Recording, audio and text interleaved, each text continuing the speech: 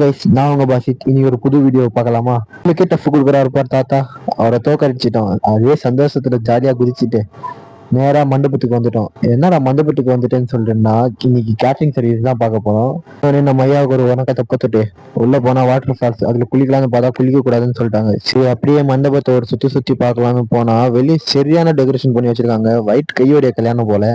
சரி, ரொம்ப நேரம் வெளியே சுத்தி வச்சு நம்ம வந்த வெளிக்கு போலான்னு உள்ள போயாச்சு.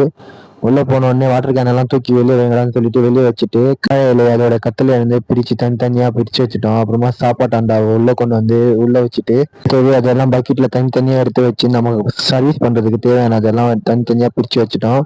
சாப்பாட்டு பிளேட்டை டக்கு டக்குன்னு அடிச்சு எல்லாரையும் பந்தியில உட்கார வச்சு சாப்பாடு போட ஆரம்பிச்சிட்டோம்.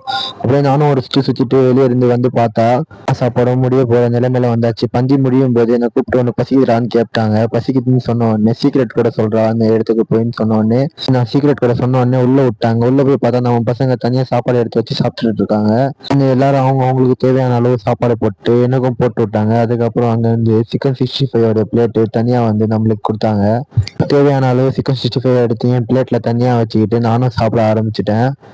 சாப்பாடு சூப்பரா இருந்துச்சு. அந்த வெளியே பார்த்தா மொத்த பந்தியும் காலி ஆகி எல்லாமே முடிஞ்சிச்சு போல. சரி, நம்மளுக்கு என்ன இதுக்கு மேல வேலை, இந்த வெளியே கிளம்பலான்னு பார்த்தா அங்கிருந்து ஒரு அண்ணன் நான் வீடியோ பிடிக்கிறேன்னு சொன்ன உடனே ஆமா வீடியோ பிடிக்கிறேன்னு சொல்லிட்டு வெளியே வந்துட்டேன். வெளியே வந்து பார்த்தா எல்லா சாமானியும் அப்பதான் கழுவுறதுக்கு போட்டு வச்சிருப்பாங்க போல. அங்கிருந்து வெளியே வந்து பார்த்தா என் தம்பியும் அவன் ஃப்ரெண்டும் சேர்த்து போட்டோ பிடிச்சிட்டு இருக்காங்க. சரி, நீங்க போட்டோ பிடிக்கிறான்னு சொல்லிட்டு நான் ஃபேன் கிட்ட போய் ஃபேன் காத்த வாங்க போயிட்டேன்.